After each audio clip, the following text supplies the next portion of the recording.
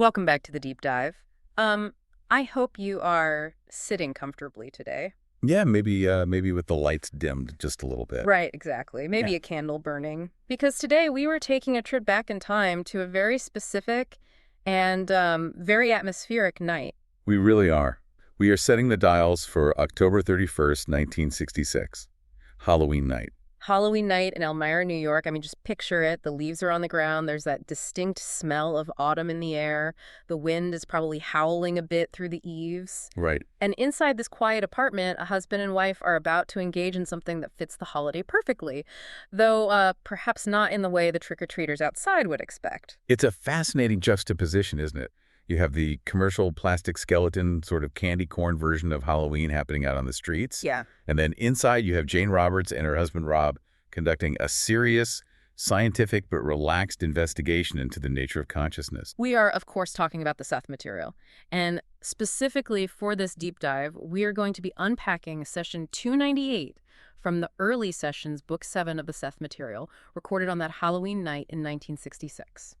And before we go any further into the spooky details, we do have a couple of very important things to get out of the way just to frame this correctly. Right. First, a mandatory disclaimer. This podcast will be distributed free of charge on all major platforms for educational purposes. We are here to learn to explore and to analyze these documents. Absolutely. We are curators of this information. We're not the originators. And we really must give credit where it is due.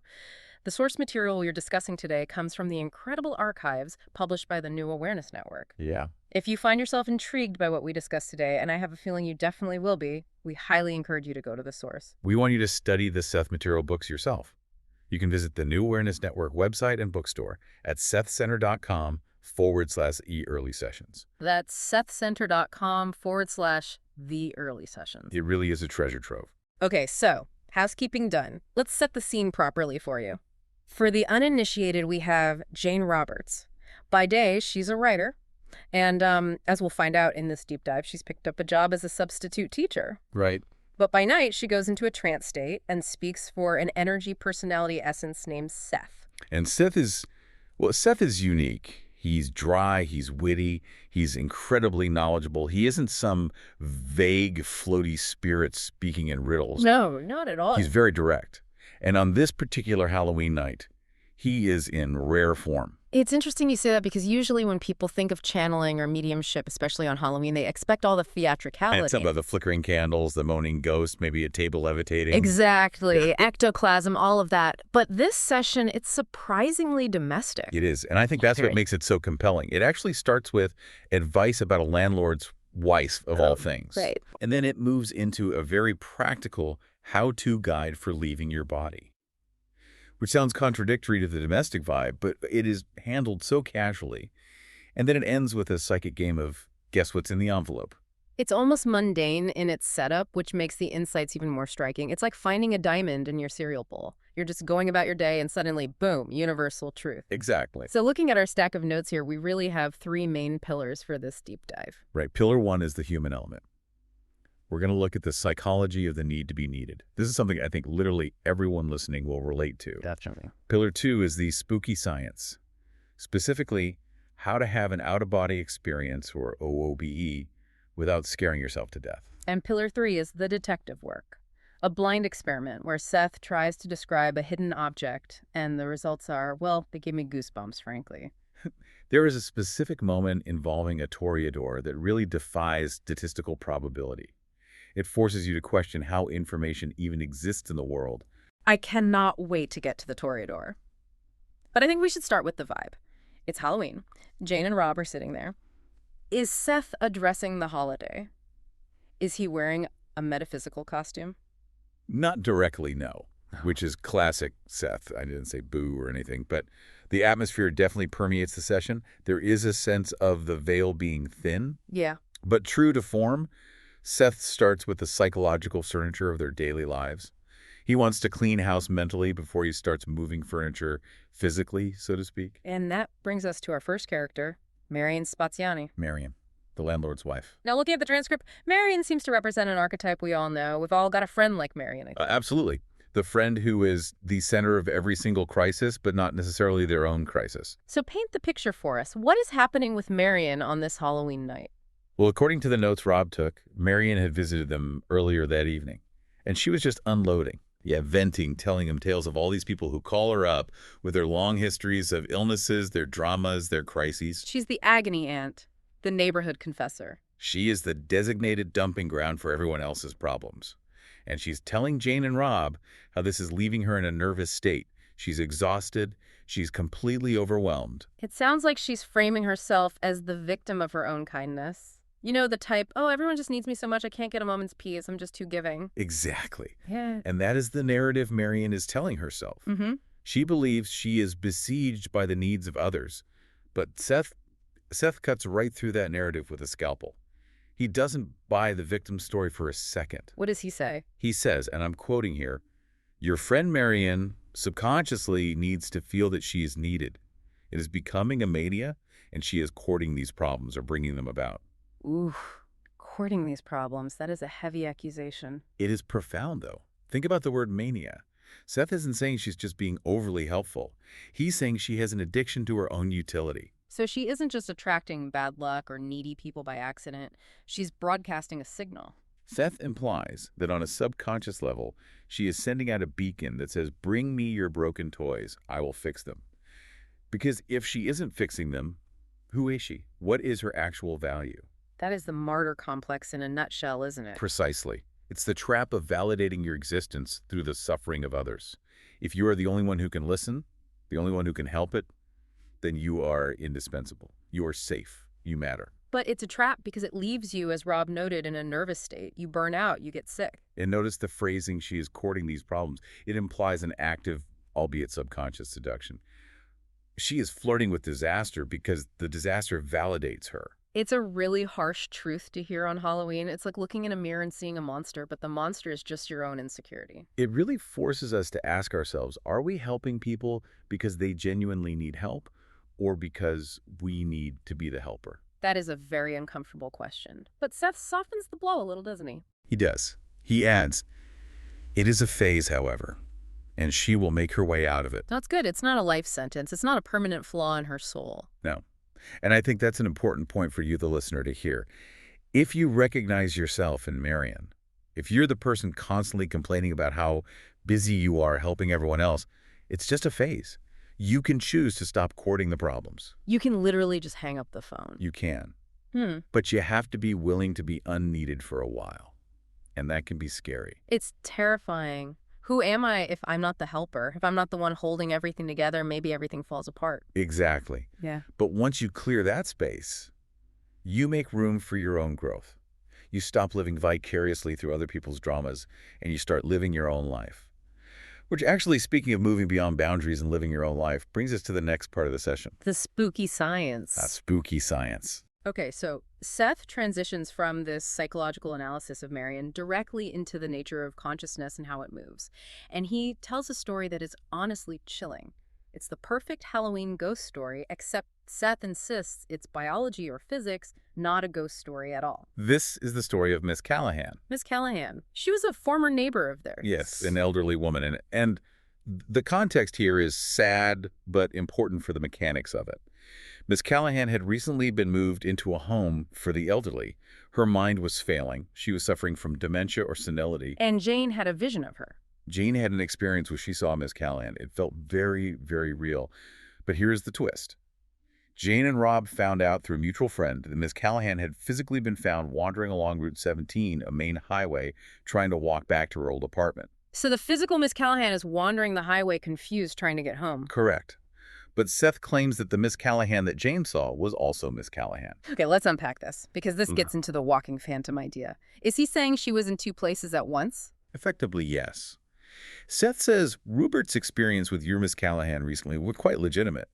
Rupert was out of his body when he saw Miss Callahan, who was in the same condition. Rupert being Seth's name for Jane. So Jane projected out of her body, and Miss Callahan projected out of her body. Yes.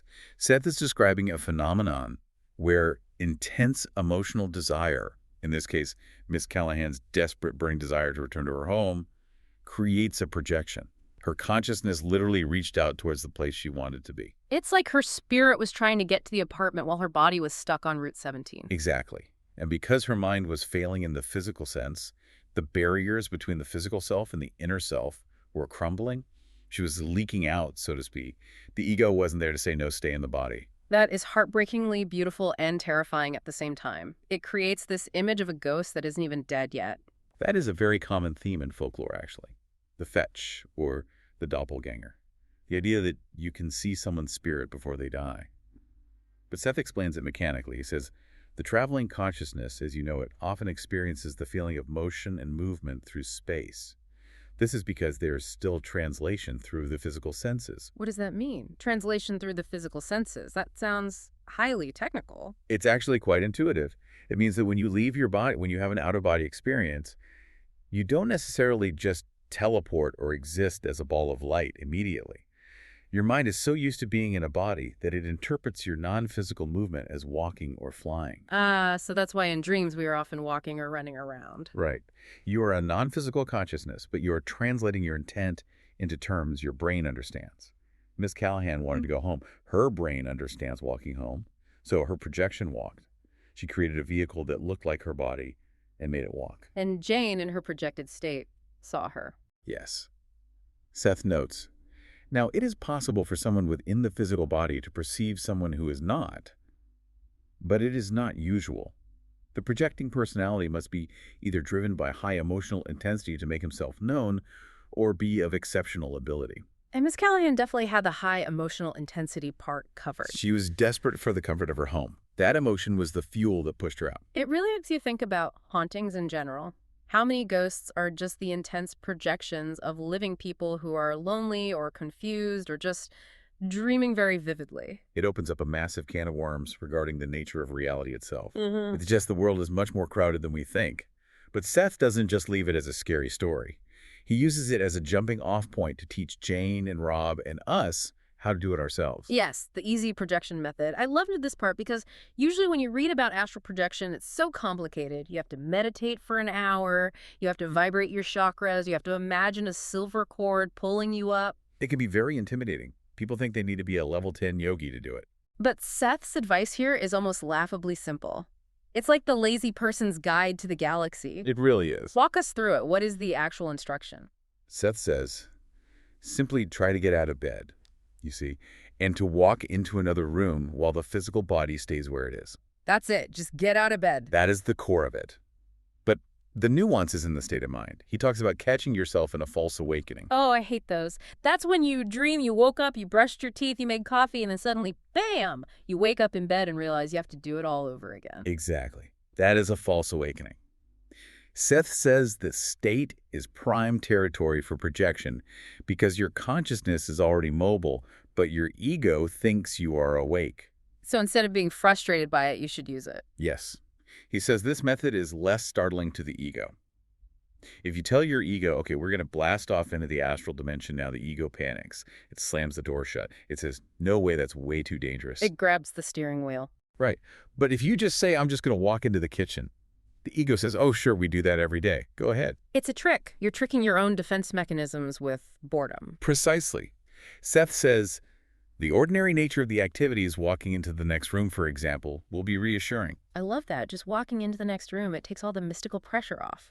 And he adds that once you're in the next room, then you realize, wait a minute, my body is still in bed. And at that point, you have already achieved separation. You are out. You've completely bypassed the launch sequence. And from there, he says you can attempt normal locomotion or levitation. Or even look back at your own body. Although he warns, you must want to do this, however. Often you do not want to see the body by itself, and so you choose methods that make this more difficult. That's a really deep point. Maybe we make OBEs hard because we are actually deeply scared of seeing our empty shells lying there. It is a direct confrontation with mortality, in a way. Seeing your body as an object, as a thing. But Seth insists this method, just casually getting up and walking away, is the absolute ABC of control. I have to say, looking at the date again, Halloween night, it feels very appropriate to be discussing how to leave your body and wander around the house. It does. But notice the tone of the whole thing. It isn't fearful. It isn't witchcraft. It's highly practical. It's like learning to drive a car. Just turn the key and ease off the brake. Just step out of the meat suit and go for a stroll. Essentially, yes. So we've covered the psychology of Marion and the need to be needed. We've covered the mechanics of the walking phantom and how to project yourself. Now we get to the main event of the evening, the blind experiment. The envelope experiment. This is where the rubber meets the road, or perhaps where the consciousness meets the paper. Set the stage for this. How did these experiments work? Because this wasn't just a casual guessing game in the living room. This wasn't pick a card, any card. No, Rob Jane's husband was very methodical. He approached this like a scientist. He would take an object, he would wrap it in double layers of Bristol board, that's like heavy, thick cardstock, and then seal that inside double envelopes. So there is absolutely no way to see what is inside, touch it, to feel the texture, or hold it up to the light to see a silhouette. It is a complete black box. And Jane's job, while in a trance, as Seth, is to describe what's inside. Correct. And this wasn't their first rodeo. This was the 75th time they had done this specific experiment. 75 times. That is serious dedication. They were rigorous. They Yeah. wanted proof. They wanted to know that this wasn't just Jane's imagination firing off. So on this Halloween night, what did Rob hide in the envelope? He hid the stub from Jane's very first paycheck Yeah. as a substitute high school teacher. Okay, visualize this. A small piece of green paper, black print, a red number in the corner. It lists her earnings, taxes, that sort of thing. Very mundane. It was dated October 28th, just a few days prior. Jean had seen it, obviously, when she got paid. But she didn't know Rob had stolen it and put it in the envelope. She had no way of knowing that specific object was the target for the night. Right. So Jane goes into a trance. She takes the envelope and presses it to her forehead. And Seth starts talking. And he starts firing off impressions rapidly. Let's go through the hits, because some of these are just wild. The first thing Seth says is connection with an encounter. Which Jane later identifies as her first day of teaching. Right. She said the encounter with the new class is a very specific, memorable feeling. It's a confrontation, a room full of teenagers judging you. That first moment of walking in that is an encounter. Then Seth says, the number 6. This is a great detail. Jane needed to take exactly 6 college credits to keep her teaching license. That number was hanging over her head like a sword of Damocles. It was a condition of getting that paycheck. Then he says, connection with greed, a grasp. Now, this sounds negative. You don't usually think of greed when you think of a teacher. Right, usually it's noble sacrifice or public service. But it was actually dead accurate to Jane's mindset at the time. Yeah. She took this job for one reason only: money. Cold hard cash. It paid $25 a day, $25 a day. Wow. which in 1966 was actually decent money for a sub. It was the highest paying job she'd ever had. She was grasping for financial stability. So the emotional charge on that pay stub was greed or intense urgency. That's fascinating. Seth isn't just reading the paper, he's reading the feeling Jane had about the paper. Exactly. This is Psychometry 101. Objects absorb the emotional resonance of their owners. The paper doesn't just hold ink, it holds the greed. It holds the anxiety. Okay, next hit. Seth says, the color black, a call. And the fact behind this, Jane insisted on having a black wall phone installed specifically for this job so the school board could call her. She actually fought with the phone company because they wanted to sell her a colored phone, which was the big style then, but she absolutely demanded the basic black one. So the call and black are tied directly to the job that generated the pay stub. Precisely. It's associative logic. The paid stub is the physical end result of the phone call. But now we get to the one that blew my mind. The Toreador. This is the centerpiece of the session. This is the moment where you really have to stop and think about how reality works. Seth says Toreador. Red and violent connection, high activity, connected with a male. Now imagine you are Rob. You are sitting there taking notes. You hear Toreador, you think of a bullfighter. Spain, capes, crowds cheering. There is no bullfighter on a pay stub from Elmira, New York. It sounds like a total complete miss. It sounds like gibberish. It sounds like the psychic channel is just changing to a different movie entirely. But then they analyze the events of Jane's first week of teaching. Tell us what happened. On Jane's second day, there was a violent incident in her classroom. A male teacher barged in dragging a male student. The teacher was in a rage. His face was described as red with anger, and he literally threw the student across the room. He threw his student. It was 1966. Very different times. But yes, a violent physical altercation. A public display of dominance and aggression in an arena of the classroom. And Seth called it Toreador. Think about the symbolism. A Toreador is a man who performs violence in a public ring, often wearing red or associated with the color red like the cape or the blood. The teacher's face was red. The energy was violent connection. The classroom was the arena. So the psychic mind, Seth, or Jane's subconscious, didn't give the literal sentence a teacher threw a student.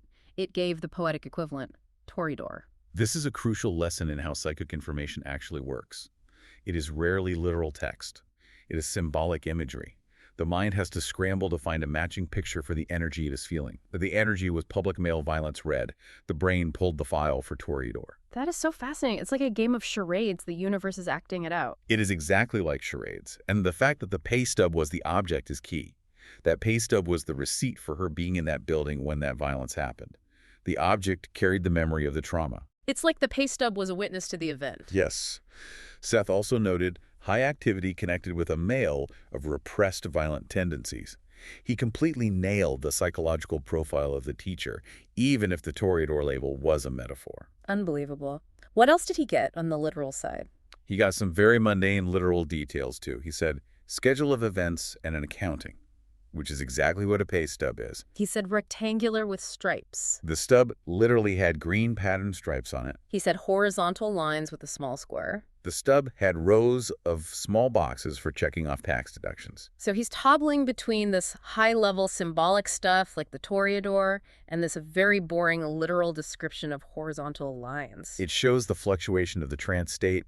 Sometimes you see the ink, sometimes you see the deep story behind the ink. It's shifting focus. But it wasn't all perfect, right? There were some misses or distortions? There were, or at least confusing bits. Seth mentioned Piccadilly Square and Out of Country. Piccadilly Square in London. Right. Now, Rob and Jane tried to connect this to an English lit professor Jane wanted to work with who specialized in Victorian English. That feels like a stretch to me. It is a bit of a stretch. This is what we call associative noise.